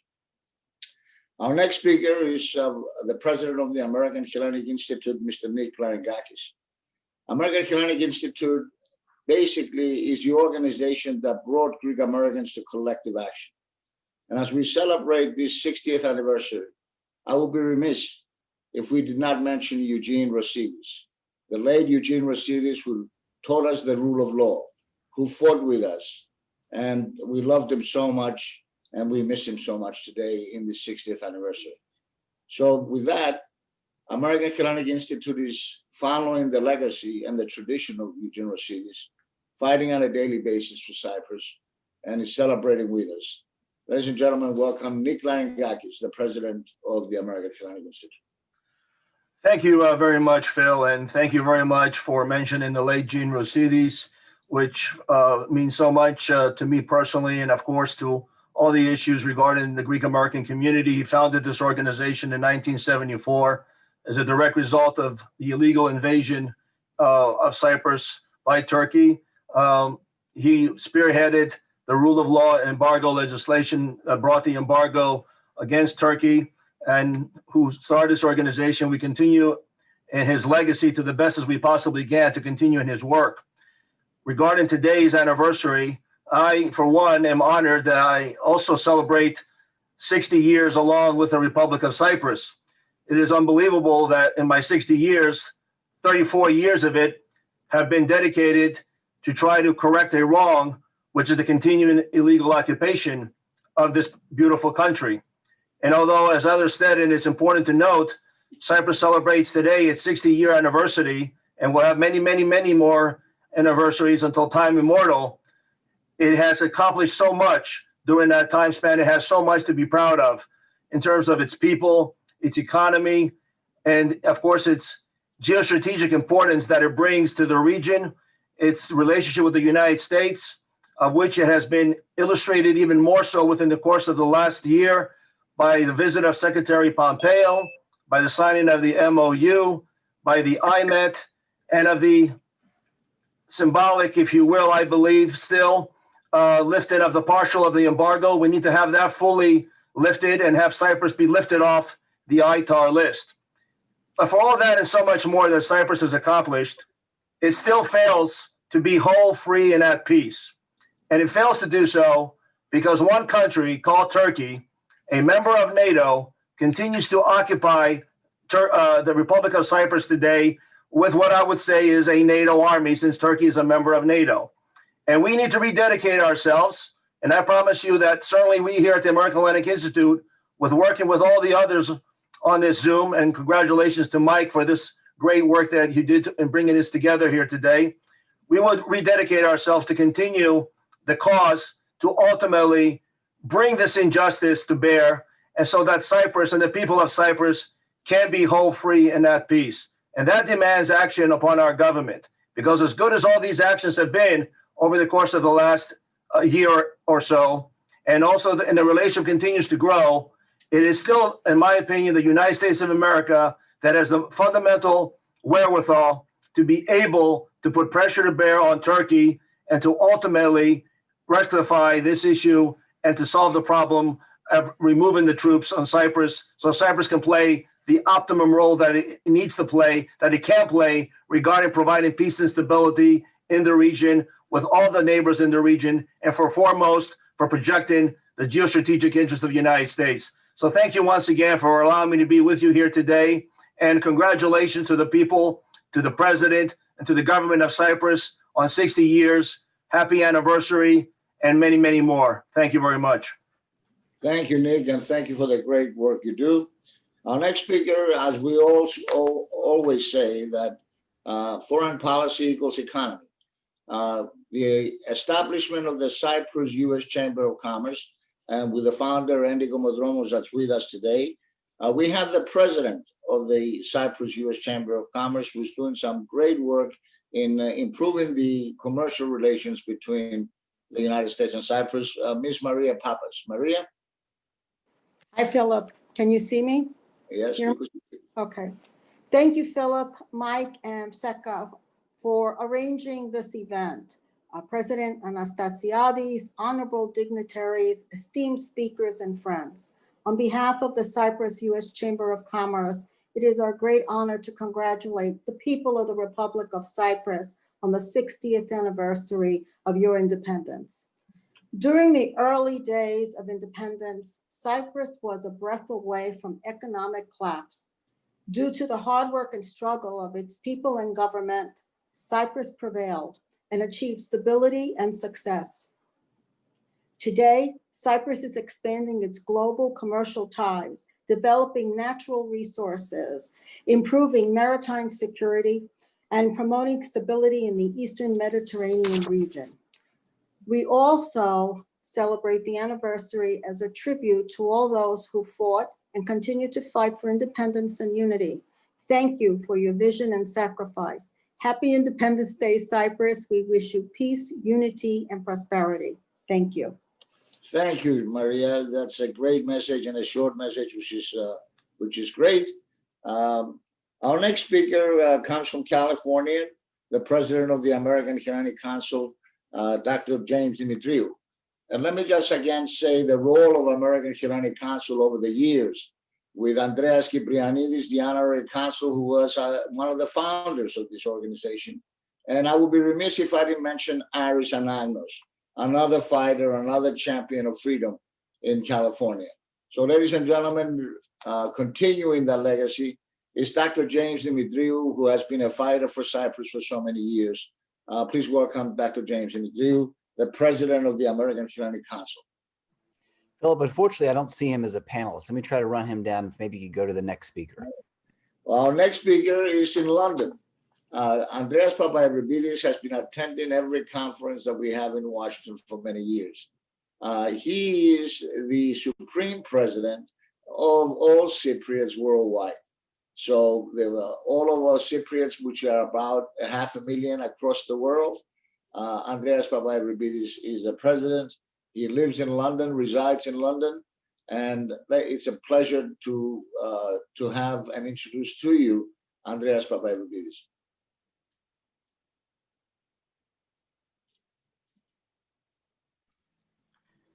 Did we lose Andrea? Can you see me? Yeah, we can hear you now. Go ahead, Andrea. Okay. Dear friends, it's indeed an honor for me to greet you from London on behalf of the World Federation of Overseas Cypriots. Our beloved Cyprus, despite the brutal invasion of Turkish invasion of 1974, has gone a long way forward. In addition to all its achievements, which have been mentioned by previous speakers, and I'm cautious about time. I don't want the last speaker to be heard just by Philip, Christopher, and Mike. I'm going to be very brief. It went a long way, and in addition to all its achievements, it became a full member of the European Union in 2004, fulfilling all the Maastricht Treaty criteria. So that makes us all proud for being Cypriots. I want to congratulate every one of you and thank you for all the magnificent job you are doing for us in the US. Your persistence, determination, and hard work has produced so many achievements in our bilateral relations with the US. Well done to every one of you. I know it's a lot of people to name, but you have done really a tremendous job over the years. Many thanks to our friends in the Senate and Congress who are also been supportive of our cause for so many years. David Harris from the American Jewish Committee, people from the State Department and the administration who've been close to our cause, and all the diplomats serving in the US, which obviously do their part in our struggle for the freedom of Cyprus.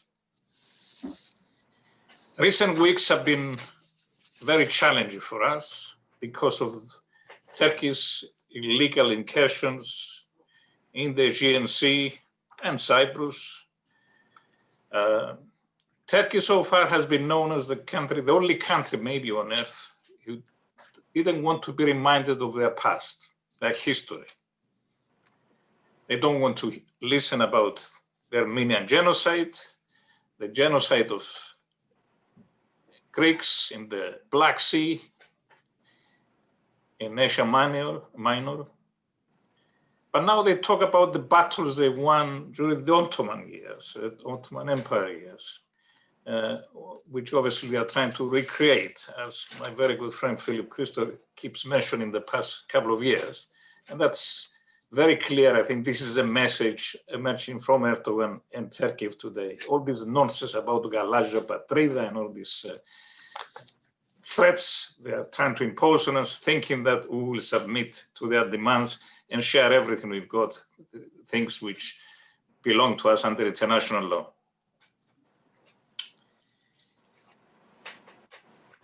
My message to everyone is to actually keep united and fight for Cyprus until it's reunited. Happy anniversary, Cyprus, and many years to come. And let's stay together fighting for its freedom. Thank you very much for having me. Thank you. We have, Philip, I think we have Andy next, and then we've got Dr. Dimitriou back in when time comes. Go ahead. Our next speaker is the executive director of HAC. It's an organization that's very, very close to my heart because the founder, Nikos Mouyaris, was a brother. Nikos had a vision for Hellenic American Leadership Council, and he had selected Andy Zamenidis to bring that vision. it is really sad that Nikos is not with us to celebrate the 60th anniversary, an individual that gave so much to so many causes, and particularly Cyprus. But Andy Zamenidis is following his vision. And I would be remiss if I did not express my condolences to Andy for the loss of his father 4 weeks ago, Dimitris Zamenidis, someone that fought in the liberation struggle, someone that fought in the 1974 war. And it is encouraging that Andy Zamenidis is following the promise that he made to his father that he will continue, because all of us have promises to keep. So with that, Andy Zamenidis, the executive director of HAC. Thank you, Philip, and thank you, Mike and Andy. And even though we couldn't gather this summer for PSECA, the PSECA conference, we bring it here virtually and keep the flag of Cyprus flying high, just like it is behind Mike's shoulders right now. And I think Nikos is with us, and Gene Rosidis is with us, because we're all still together, and Andy Athens and George Paraskivaidis. And you mentioned the liberation struggle, and as you've said before, Philip, the A in PSECA stands for Agona. And let's start with that point and remember that Cyprus's journey was an improbable one. It was a colony of the country, the empire on which the sun never set, but still it gained its freedom. It gained independence. That independence has been marred by the wound of 46 years of occupation and invasion. And on this Independence Day, since we're talking about resuming the conference on Cyprus and the talks, let's remember that Cyprus was not led, the colonial powers did not let Cyprus be fully independent from the get-go. It designed an imperfect with guarantors that had unilateral rights of intervention that allowed too much foreign control and kept Cyprus, as another former and long past PSECA champion, Christopher Hitchens, used to tell us, he kept Cyprus a hostage of history. So we will celebrate Cyprus. We will stay by the side of Cyprus. But when reunification starts again, we will not let another imperfection. We will not let Cyprus be imperfectly reunified. There will be no guarantees. There will be no Turkish troops. And those are our red lines. And we continue fighting all together. Thank you, Andy. Thank you so much for taking the time in Chicago. Let's go back to Dr. James Dimitriou. And as I said before, this organization, which was founded back in 1974 by Iris and Agnos, and of course, our beloved honorary consul there, Andreas Kyprianidis, and has so many people that have been supporting us over the years. Dr. James Dimitriou has been a fighter. We welcome Dr. James Dimitriou of the American Hellenic Council. Thank you very much. I appreciate being part of this very important event on the 60th anniversary of Cyprus independence. As Philip mentioned, the American Hellenic Council actually began within days of the invasion of Cyprus. I had actually been a student doing research in Cyprus up to 24 hours before the invasion. I was enlisted by Dr. Theodore Salutis at the time to become its first secretary. The Safe Cyprus Council, as you know, became the American Hellenic Council, and we proudly have worked with HALC, American Hellenic Institute, and of course AHEPA, my previous organization that I led. This now is a time not just to celebrate the anniversary, but to recommit ourselves for the future, to recommit ourselves with strength, to recommit ourselves with vigor. We face a greater threat today than we have in previous years. We face a new Ottomanism, a threat to the waters of Cyprus, to the army that's still maintained in Cyprus. We need, as Nick Laragakis mentioned, to remove the embargo completely and to continue our work in the exclusive economic zone with Israel, with the alliances that we have. But we must never forget, and it is time to recommit to lead a new effort as we did in those early days. We fought 7 consecutive battles in Congress and formed a coalition that was unheard of because we believed in representing what was right, that the invasion of a third country using NATO arms is still illegal. Maintaining the troops there of a NATO country is still illegal. Why do we even have a base in Turkey? That commitment in Suda Bay by Secretary Pompeo should be a commitment to close Incirlik and expand that American presence and to protect Cyprus, their waters, and their people for a unitary, bi-communal, bi-zonal federation. But let us move forward for the future. Thank you. Thank you all for being here. Thank you, Dr. Dimitriou. Our next speaker is Mr. Tassos Zambas, who's the alternate president of PSECA. If something happens to me in the next few hours, Tassos will continue this conference. Here in the United States, people make a difference, and one individual can make a difference more than ever. So Tassos has made a tremendous difference for Cyprus, perhaps a contribution that's greater than anything else. And that is his relationship with Senator Bob Menendez and how Senator Bob Menendez has developed to become our champion in the United States Senate. So it's a great honor to introduce to you Mr. Tassos Zambas, a refugee from Morphu who came to the United States and continues to fight for return to his home. Philip, unfortunately, while Tassos was with us for the last hour and a half, right now he's not on anymore, so he had to jump off. So if you could proceed to the next speaker. All right, the next speaker is Savas Sirikos. We're well known to all of you. He was a past president of the Cyprus Federation, past president of the Cyprus Children Fund. He's the supreme treasurer of HEPA, and he's also the chairman of the Hellenic Affairs Committee, and someone that does more fundraisers than anyone else in New Jersey. Ladies and gentlemen, Savas Sirikos.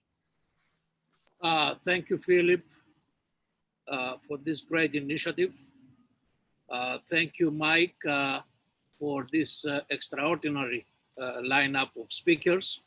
And thank you to your consultant, Mr. Andy Manatos, for helping out. As we celebrate 60 years of Cyprus independence, we shouldn't lose focus of the fact that Cyprus still remains occupied. 38% of the island is under occupation. And we shouldn't forget that our journey must continue until the sun of freedom shines all over Cyprus. At a time where Turkey is provoking and challenging Cyprus's independence on a daily basis, we have an obligation to continue the fight. A few years ago, while visiting Washington, Cyprus was viewed as a problem. Today, Cyprus is viewed by Washington as a strategic partner and a pillar of stability and security in the Eastern Mediterranean, as stated on numerous occasions and as late as a couple of days ago by Secretary of State Pompeo. We have made, I believe, a difference here in the United States, and we shall be very proud of our accomplishments. But our journey, it's a long one. It's a long one, and it's very challenging. We have seen what Turkey is doing in Eastern Mediterranean, but also in the Middle East, in Syria, in Libya, now in Armenia. And they state their purposes. They don't hesitate to tell us that they are not interested for a solution in Cyprus based on a bizonal, bicommunal federation.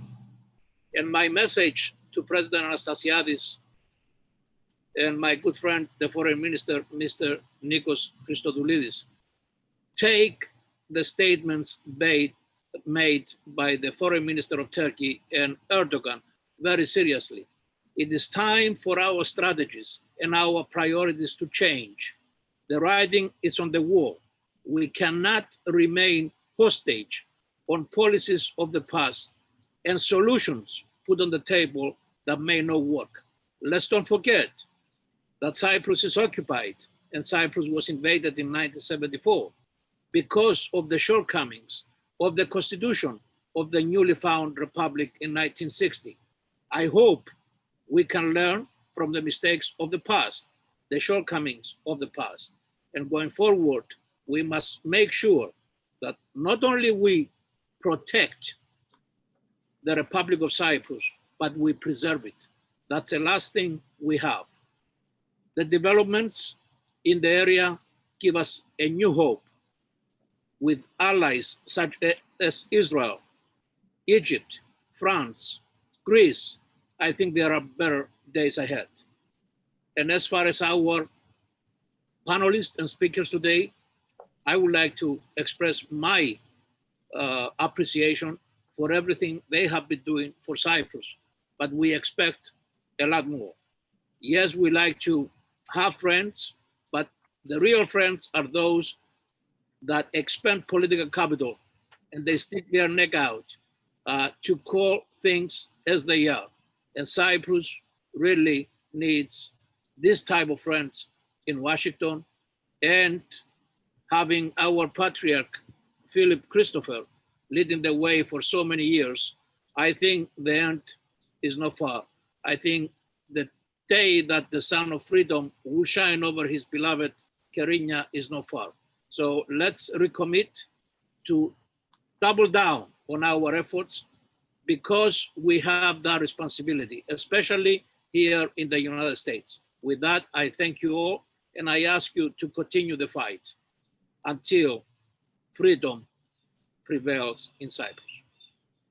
Thank you, Sava, and thank you for all you do. Tonight at 7 o'clock, we have a fundraiser for Frank Pallon, a champion for us, and we will be calling in for that fundraiser. Our next speaker is Andy Gomadromos, another well-known name for over the past years, an individual that has dedicated much of his time to Cyprus. Andy was a past president of the Federation and the founder of the Cyprus U.S. Chamber of Commerce, member of the Cyprus Children Fund. So Andy, I know you're an accountant and you're busy. Where are you? I'm here. Thank you, Philip. Thank you. And congratulations to you and Mike and Andy Manatos for organizing this meeting for us. It's great. Thank you. Let me begin by thanking President Anastasiadis, Minister Christodoulidis, and Presidential Commissioner Mr. Fodiou for joining us from Cyprus for this meeting. I also would like to thank and congratulate President Anastasiadis and the government of Cyprus and the people of Cyprus for their success in handling this pandemic. They have done an amazing job and they surely deserve our congratulations. And of course, my best wishes on the occasion of the 60th anniversary of independence of the Cyprus Republic.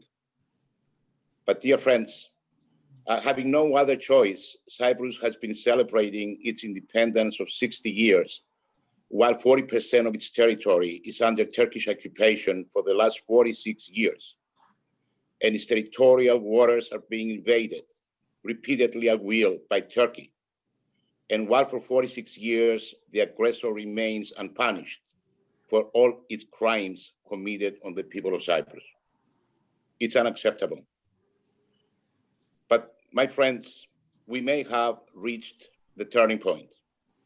In the last few years, through the efforts of President Anastasiadis and Minister Christodoulidis, Cyprus's success in solidifying alliances with other countries in the region, more notably with Israel and France, and the strengthening of relations with the United States, laid the foundation for a positive outcome and the cause for real hope. The most recent visit of Secretary Pompeo has its own meaning and importance, no doubt. As important and meaningful is the support of our friends in Congress, especially of my Senator Menendez, and of our friends in the Jewish community. We're truly thankful to them, and we hope for their continued support. In closing, my wish is that in the near future, we're able to celebrate this anniversary for Cyprus as one sovereign nation, truly free and truly independent for the good of all of its people. Congratulations, Cyprus. Χρόνια πολλά. Thank you. Thank you, Andrea, and thank you all. To wrap up our session here. Has Tasso come back, Mike? I don't see Tasso, no, unfortunately. So to wrap up our session, I know we're an hour and 55 minutes in, but I encourage you to stay for 10 more minutes because we have, as I said, 20 of the most influential senators and members of Congress for U.S. foreign policy towards Cyprus, who have sent in messages of support that go into all aspects of the Cyprus issue. I'm about to play that video right now, but before I do, a special shout out to almost 96-year-old Dr. Jim Callens and his wife, Virginia, who are watching from Southern California. Dr. Callens, I missed Greek dancing with you at your dinner this March, but I'll be there next March, and I hope to be on the dance floor with you again.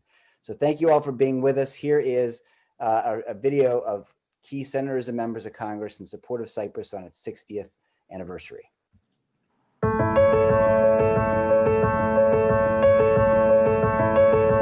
Congratulations to the Republic of Cyprus and its people on the 60th anniversary of its independence. It is a privilege and honor for me to congratulate the Republic of Cyprus on achieving this milestone of 60 years of independence. It is wonderful to gather with everybody to celebrate 60 years of Cypriot independence. A hearty congratulations to the Republic of Cyprus and the Cypriot people on the 60th anniversary of the country's independence. I want to congratulate the people of Cyprus and my constituents of Hellenic ancestry on the 60th anniversary of Cyprus independence. It is incredible the rich history and culture that has emerged from this tiny island at the crossroads of the world, not just in the last 6 decades, but over thousands of years. We know that Cypriot Americans make America better, and we celebrate that culture and history that goes back 11,000 years. Cyprus and the United States share a deep and abiding commitment to democracy, fundamental human rights, free markets, and the ideal and practice of equal justice under the law. Just 14 years after Cyprus won its independence from the United Kingdom, Turkey invaded the island and divided the country into two. For the past 46 years, Cyprus has been working to heal the wounds of the past and reunify the country as one. On the historic 60th anniversary of Cyprus independence, I remain hopeful that one day we'll reach a lasting agreement to unify the island and to begin to heal the many wounds that divided it. Unfortunately, today's commemoration, as in the past, is clouded by the fact that Turkey continues its illegal occupation of Cyprus, maintaining an unacceptable military presence that Cypriots have been subjected to for nearly 5 decades.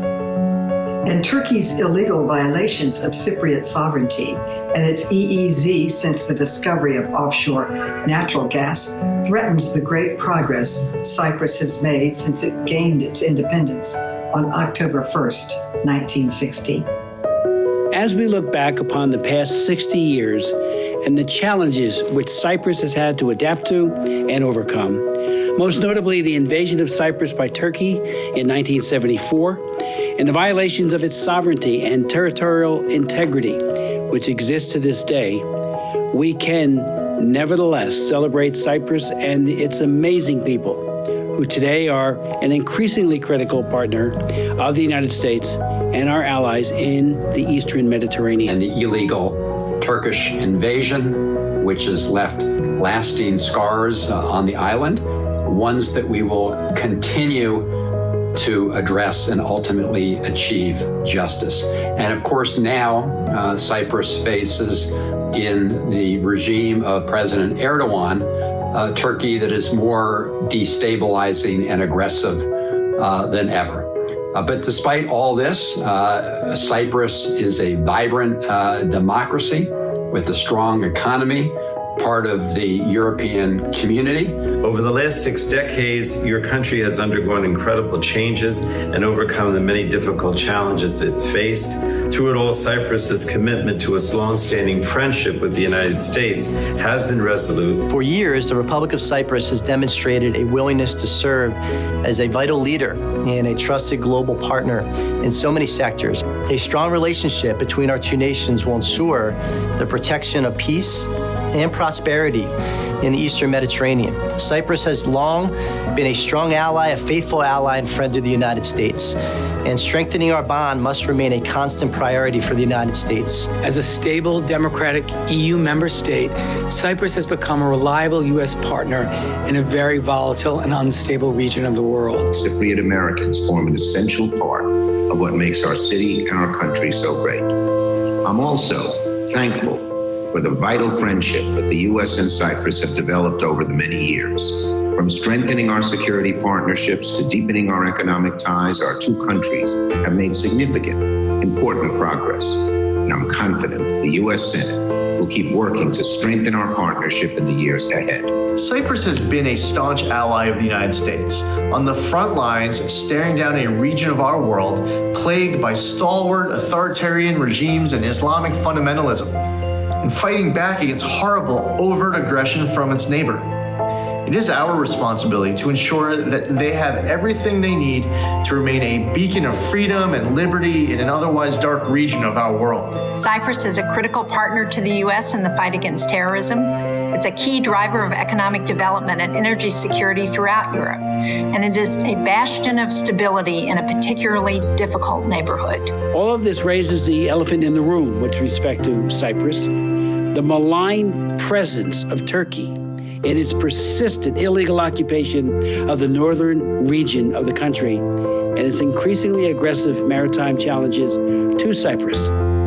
Turkey, as a NATO member, which purports to be an ally of the United States, but one which does not act like an ally at all, but rather a rival. Over the last few years, Cyprus has faced an unprecedented escalation of Turkey's illegal actions and persistent violation of Cyprus's sovereignty.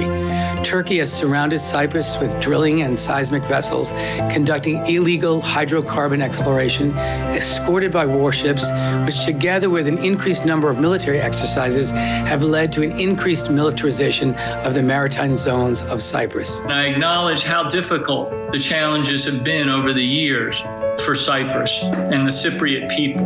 The continued occupation of the island by Turkish troops and Turkish settlers, the ongoing desecration of cultural and religious sites in the north of the island, the provocations that come with each passing day from the Republic of Turkey with incursions into the exclusive economic zone of Cyprus and otherwise seeking to provoke conflict in the Eastern Mediterranean.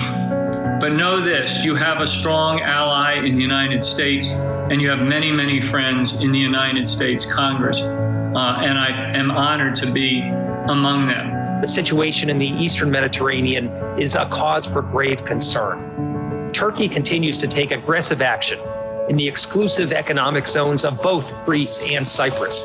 That is why I wanted to take a moment to assure you that America's commitment to our allies, Greece and Cyprus, has never been stronger.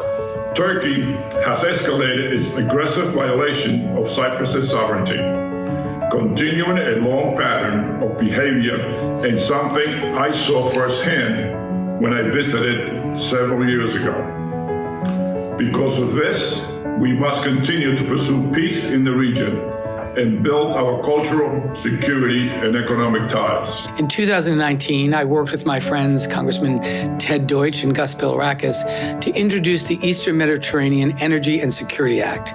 This legislation, which was included in a funding bill, provided an institutional framework for energy and security cooperation between the U.S., Cyprus, Greece, and Israel in recognition of significant developments in the region.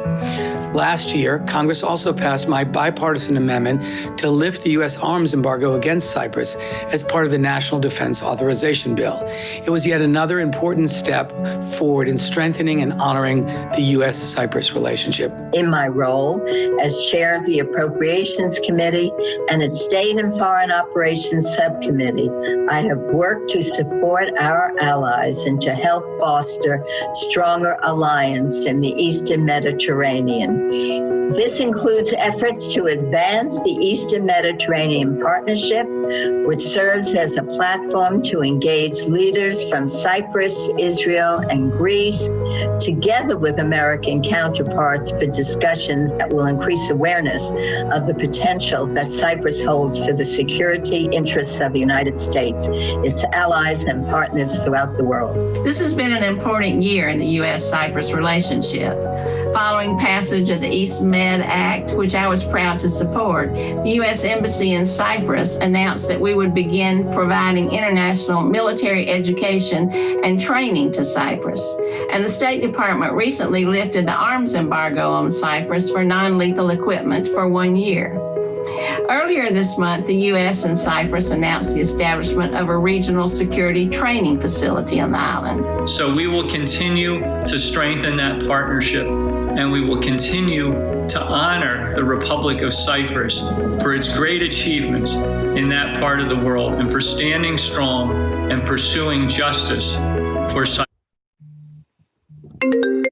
My grandfather, Adam Christodoulos, and he actually immigrated from Cyprus in 1912 at the age of 14. I'm very proud of that heritage. I'm the only Greek Cypriot member of the Congress today. What a proud moment this is for the 60th anniversary of Cyprus. My senior Senator Bob Menendez and I are committed to strong trade ties, security ties, and we are committed to peace in Cyprus. I believe in this nation.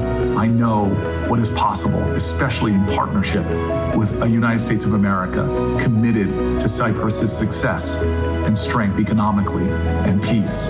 This year, I was proud to advance our country's bilateral partnership by supporting the lifting of the U.S. arms embargo on Cyprus, which has finally been waived after 33 long years.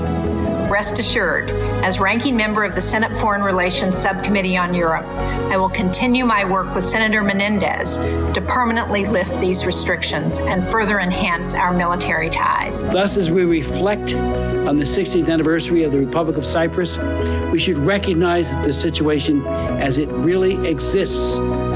It is Cyprus who is the true friend and ally of the United States, a bond which is underscored by so many Cypriot Americans who have settled here. As the Republic of Cyprus celebrates its 60th Independence Day, I share the Cypriots' joy for having created a prosperous, open society based on solid foundations. Here's to many, many more years of Cyprus independence. Congratulations to the people of Cyprus on 60 years. It's a testament to your vibrancy and to your dedication to democracy and freedom. Happy 60th anniversary. I look forward to our two countries continuing to make significant progress on our diplomatic, political, and security partnerships in the years ahead. Now, more than ever, like-minded democracies like the United States and Cyprus must stand together. This is why, as we celebrate the Republic of Cyprus' 60th anniversary of independence, I'm confident that our mutual bonds will only grow stronger over time, increasing prosperity and security for all. The United States will continue to stand by Cyprus in its pursuit of democracy and peace. I still believe in a future where Cyprus will again be united and its future secure. Cyprus has always been a critical partner to the United States, and I am sure that our relationship will only continue to grow over the next 60 years. The United States stands shoulder to shoulder with the Cypriot people. As we celebrate 60 years of independence for Cyprus, I look forward to many more years of cooperation between our nations. The future of Cyprus is very, very bright. I remain committed to fighting for Cyprus and its people, and to doing whatever I can in Congress to defend its independence that we're celebrating today. But I will continue to work with my colleagues here in Congress to ensure we continue to strengthen our ties with partners like Cyprus and that we deal with the reckless behavior of pseudo-allies like Turkey in the process. Congratulations on your Independence Day. Happy 60th Independence Day. Congratulations. Congratulations on the 60th anniversary of the independence of the Republic of Cyprus. Zito Kidrot.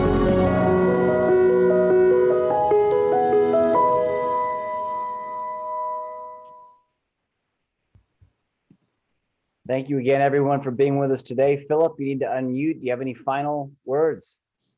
Yes, Mike, I wanted to thank you personally for a great job. You have done an unbelievable job.